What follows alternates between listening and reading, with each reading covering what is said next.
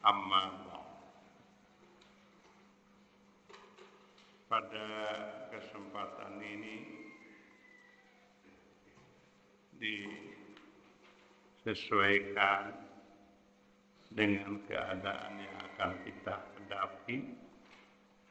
Kita loncat dulu beberapa ayat dari ayat-ayat yang telah lalu.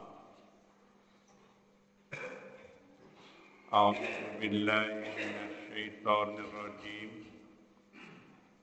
Ya ayyuhalladzina amanu kutiba alaikumus syiyam kama kutiba alal ladzina min qablikum la'allakum tattaqun.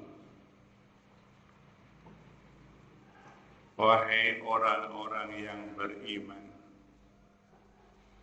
diwajibkan atas kamu saum sebagaimana diwajibkan atas orang-orang sebelum kamu agar kamu bertakwa.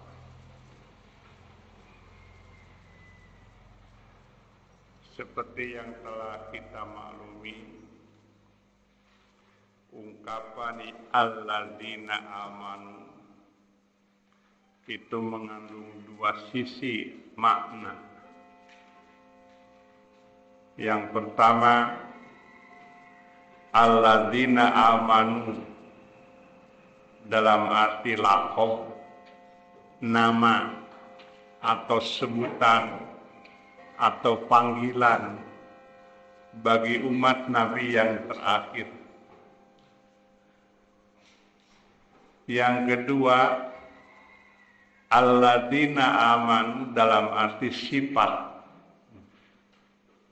Ya ayyuhalladzina amanu, wahai orang-orang yang mensifati dirinya dengan keimanan. Maka apabila demikian halnya, iman dalam arti sifat merupakan sinonim daripada Islam. Iman bila merupakan sifat merupakan sinonim daripada kata Islam. Tentu dalam hal ini akan timbul masalah. Yang lebih dulu itu iman dulu atau Islam dulu. Nah, itu tergantung kepada penggunaan kata itu. Hanya kalau kita uraikan sesuatu yang nampak biasanya diungkapkan dengan kata-kata Islam. Sholat, saum, zakat, haji, kemudian mengikrarkan syahadat, itu diungkapkan dengan kata-kata Islam. Kenapa? Nampak dan terdengar. Tetapi apabila syahadat, sholat, saum, zakat itu dalam arti perbuatan hati, itulah disebutnya iman. Biasa diungkapkan dengan kata-kata iman. Makanya kenapa dalam satu kesempatan Rasulullah mengungkapkan kata-kata bunyal Islam. Islam dibangun. Padahal isinya menerangkan masalah iman. Nah, di sini menunjukkan bahwa Islam merupakan sinonim daripada iman. Makanya seperti pada penjelasan yang telah lalu, di mana umat Muhammad sewaktu-waktu dipanggil muslimin, sewaktu-waktu dipanggil mukminin. Seperti kalau dalam surat Al-Hajj itu diungkapkan dengan sebutan muslimin, sammakumul muslimin. Nah, di sini ada beberapa hal yang berbeda dengan penggunaan kata-kata. Nah, di sini ada beberapa hal yang berbeda dengan penggunaan kata-kata pada ungkapan yang berhubungan dengan tuntutan ibadah. Kita lihat misalnya kalau sholat, itu kata depan tuntutannya ya aqimus sholata. Aqimus sholata. Kalau zakat, atuz zakata. Kemudian haji dan umrah, atimul hajja wal umrata. Tetapi saum tidak menggunakan aqimu, tidak menggunakan atu, tidak menggunakan atimu, tetapi kutiba alaikumusiyam. Ya ayyuhalladzina amanu kutiba. Nah, apa yang dimaksud dengan kutiba di sini? Kalau kita melihat akar kata kutiba itu dari kata al-katbu. Jadi kutiba itu dari akar kata al-katbu. Apa maksudnya al-katbu? Domu adimin ila adimin bil hiyatoti. Menyatukan selembar kulit kepada lembaran kulit lainnya dengan jahitan, yang seperti itu disebutnya al-katbu.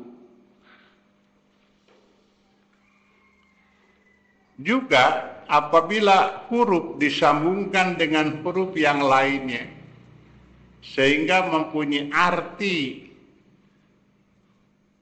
yang seperti itu pun disebut al-katbu.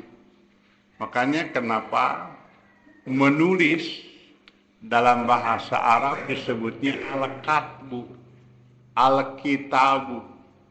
Karena menyambungkan antara satu huruf dengan huruf yang lain sehingga mengandung makna tertentu. Disebut saja al-kitabu. Apabila demikian halnya, ternyata saum diungkapkan dengan kata-kata kutiba, itu seperti bersambungnya antara satu huruf dengan huruf yang lain. Berbeda ketika orang sholat saja. Ketika orang melakukan zakat, zakat saja. Tetapi ketika orang saum, bisa sambil sholat, sehingga sholat yang ini lebih bernilai. Kenapa? Karena sholat ini dilakukan oleh orang yang sedang saum.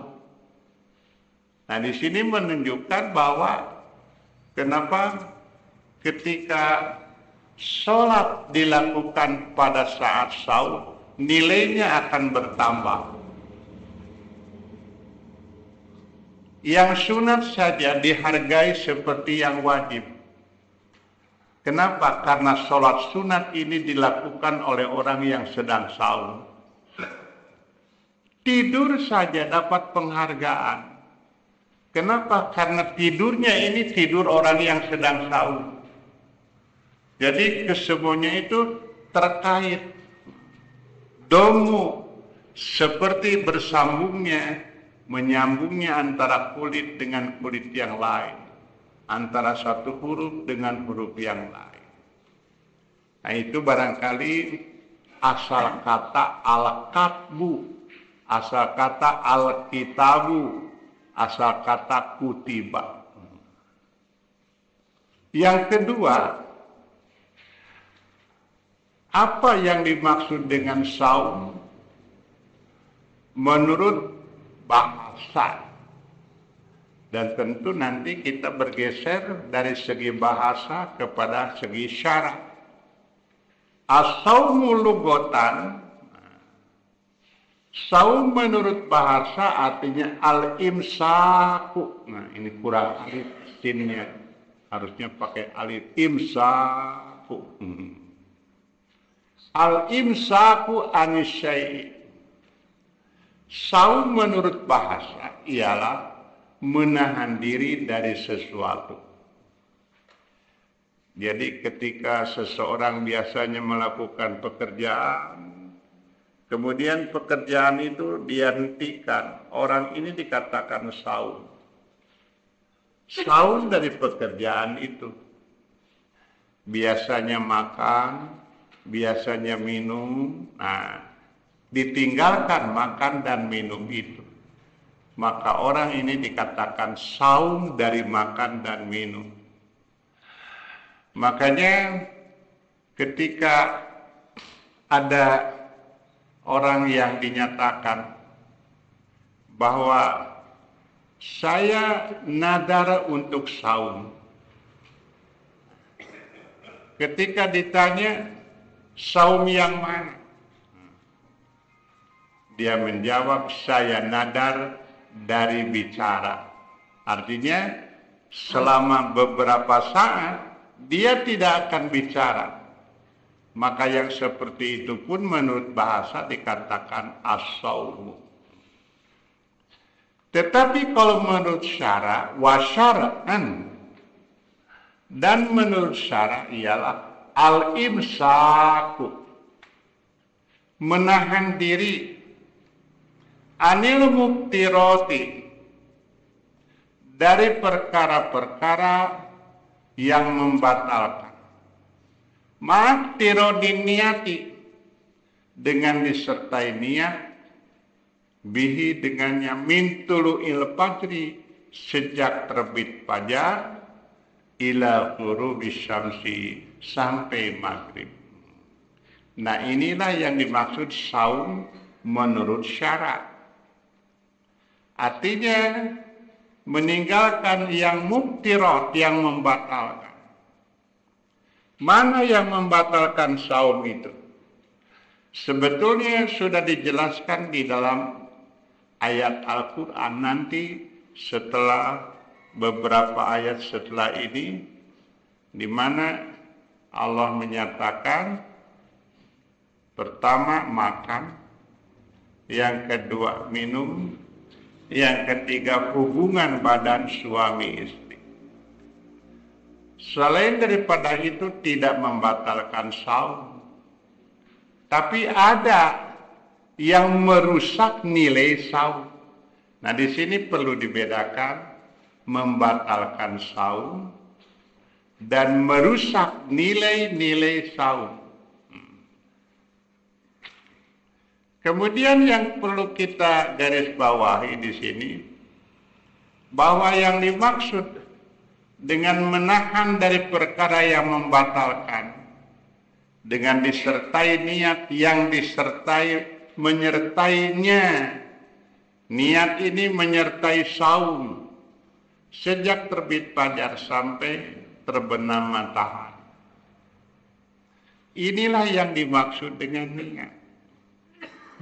Di kita umumnya yang dimaksud dengan niat itu apabila malam hari diungkapkan, besok saya niat saum. Yang seperti itu bukan niat. Namanya tabyir. Tabyir. Artinya tabyir itu menetapkan bahwa saya akan melakukan ini besok. Jadi perlu dibedakan antara niat dengan tabyir. Yang disebut dengan niat itu mulai dari awal pekerjaan sampai akhir pekerjaan. Itu namanya niat. Kenapa dari awal sampai akhir pekerjaan? Karena ada kalanya awalnya baik, pertengahannya robah. Awalnya baik, pertengahannya baik, akhirnya tidak baik. Nah, makanya niat ini harus menyertai dari awal kerja sampai akhir kerja. Nah, yang selanjutnya dikatakan watamamuhu, dan kesempurnaannya saum bijtinabil mahdurati wa adamil wuqu'i fil muharramati, ialah menjauhi yang dilarang dan tidak kena pada yang diharamkan.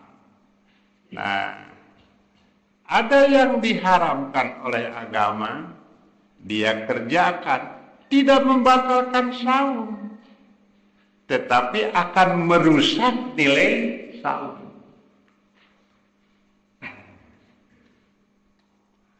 Kenapa? Karena yang membatalkan saum hanya 3. Makan, minum, hubungan suami istri. Nah, adapun yang lain-lainnya yang diharamkan, itu adalah merusak nilai-nilai saum. Jadi tumbuh itu padi, hanyakah waktu dipanen apa, tidak ada isinya. Nah, yang seperti itulah yang dimaksud hilang karena tidak meninggalkan yang dilarang. Oleh karenanya, nanti seperti yang pernah kita maklumi, ada dari sejak pagi hari dia melakukan pekerjaan-pekerjaan yang baik, tetapi sore hari dia sengaja meninggalkan sholat asar misalnya, maka amal-amal sore hari itu hapus. Nah, seperti itulah dia berhenti makan, dia berhenti minum, tidak melakukan hubungan badan, tetapi dia kerjakan pekerjaan haram yang lainnya, maka saumnya itu sah, tapi tidak mendapatkan apa-apa. Inilah barangkali seperti yang dinyatakan oleh Rasulullah, bahwa Allah tidak peduli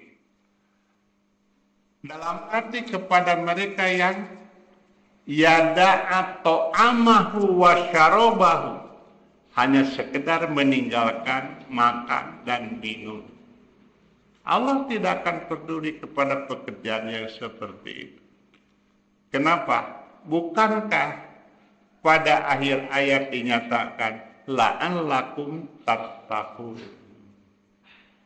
Jadi bila demikian, inilah sifat daripada saum. Oleh karenanya sering jadi pertanyaan, kok kenapa saya saum sering, tapi rasanya tidak terasa tattaqun itu? Apakah berubah daripada sifat saum? Tidak. Sifat saum tetap la'allakum tattaqun. Artinya tergantung bagaimana kita menyikapi ibadah saum itu.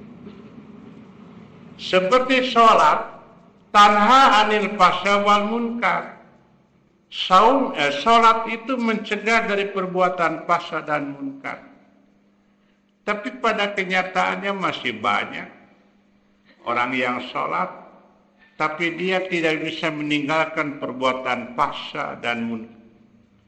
Bukan berarti rubah sifat sholat, tetapi dia salah menyikapi sholat itu. Gula tetap manis, meskipun pada satu saat ada orang yang tidak merasakan manisnya gula. Garam tetap asin, meskipun ada orang yang tidak merasakan asinnya garam. Bukan berubah sifatnya, akan tetapi tentu ada sesuatu dalam diri yang menyebabkan hilang rasa. Di atas dinyatakan kama kutiba alal ladina min qablikum, bahwa saum ini sebagaimana diwajibkan atas orang-orang sebelum kamu.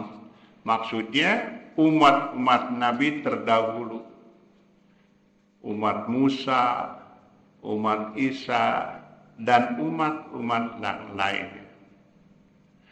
Yang mana saum yang mereka lakukan itu? Waqad ruwiya. Nah, ini ada penjelasan dalam tafsir Ibnu Katsir. Sungguh diriwayatkan bahwasanya saum itu karena awalan, pada awalnya, karena alaihil umamu qoblana, sebagaimana berlaku bagi umat terdahulu sebelum kita, min kulli syahrin salah satu ayat, pada tiap bulan 3, yaitu 3 hari pada setiap bulan. Nah, ini saum yang pertama kali sejak umat dahulu sampai umat Nabi terakhir. Nah, jadi saum itu 3 hari. Ini menunjukkan bahwa syariat Nabi yang terdahulu tetap berlaku selama tidak dihapus oleh Nabi berikutnya untuk umat berikutnya. Seperti saum, 1 hari saum, 1 hari buka, itu kan saum Nabi Daud dan umatnya. Tetap berlaku sampai sekarang, tidak dihapus. Kemudian sholat malam. Sholat malam dilakukan di akhir malam. Itu adalah sholat yang dilakukan oleh Nabi Daud dan umatnya. Berlaku sampai sekarang. Jadi sama dengan umat-umat yang terdahulu, kecuali apabila ada yang dihapus, ada yang tidak diberlakukan untuk nabi-nabi berikutnya. Hal ini seperti diriwayatkan oleh Mu'adz, Ibnu Mas'ud, Ibnu Abbas, Atha, Qatadah, kemudian Dhahak bin Mazahim, wazada, dan dia menambah, lam yazal hada masyru'an min zamani Nuh ila an nasakhallahu dzalika bisyami syahri Ramadan. Hal itu terus disyariatkan dari sejak zaman Nabi Nuh sampai Allah menghapusnya dengan saum bulan Ramadan. Jadi sejak zaman Nabi Nuh berlaku saum tiap bulan 3 hari itu. Nah, nanti di kita pun ada saum 3 hari yang tidak dihapus, yaitu tanggal 13, tanggal 14, dan tanggal 15. Tetapi tentu hukumnya itu adalah sunat. Sedangkan umat yang terdahulu itu hukumnya wajib.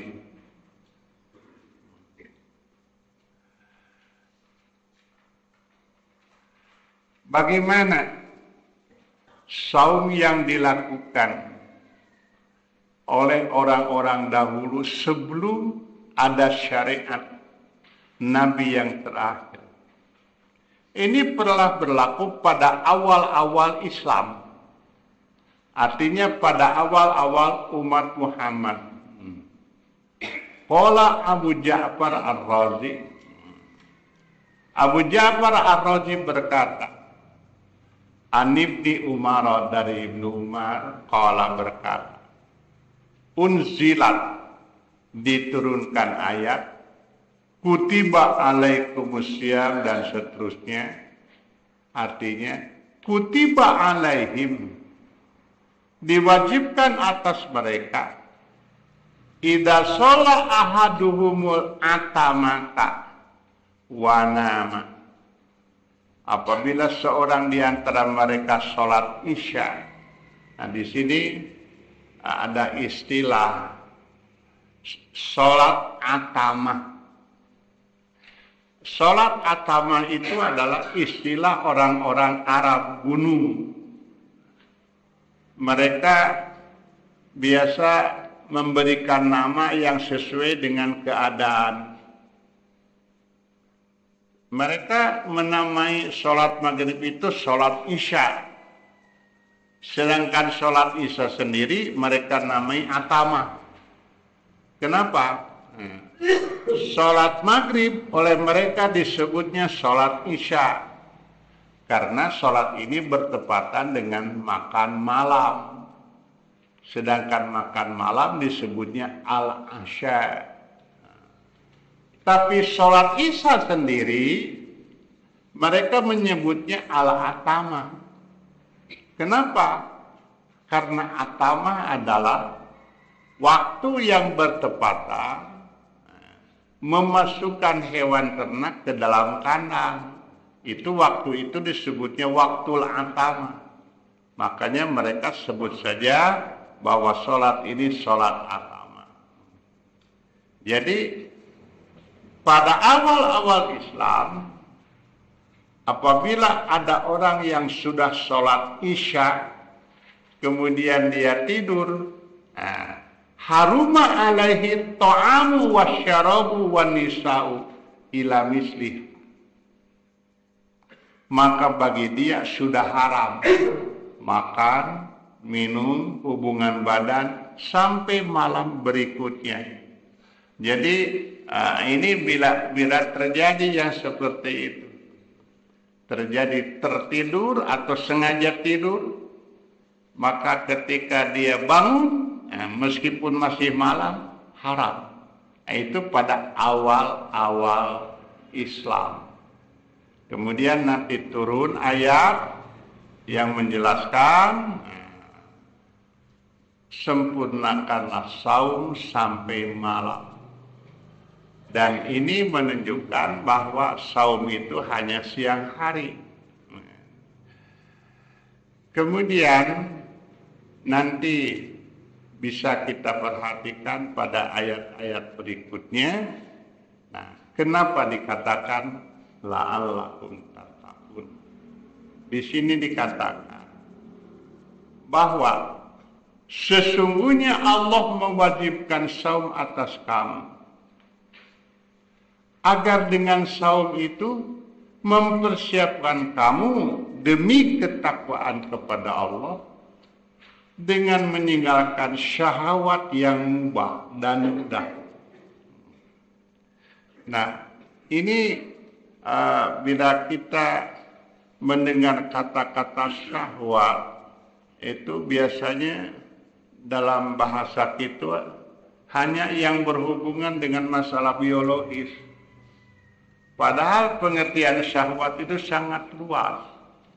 Segala sesuatu yang sesuai dengan kehendak diri itu disebutnya syahwat. Jadi kalau orang suka kepada makan sesuatu, nah ini bisa diungkapkan bahwa orang itu begitu kuat syahwatnya kepada jenis makanan ini. Orang ini begitu kuat syahwatnya kepada jenis minuman ini. Jadi bukan hanya sekedar masalah hubungan suami istri saja yang disebut syahwat itu. Tetapi segala sesuatu yang sesuai dengan kehendak diri yang seperti itu disebutnya syahwat.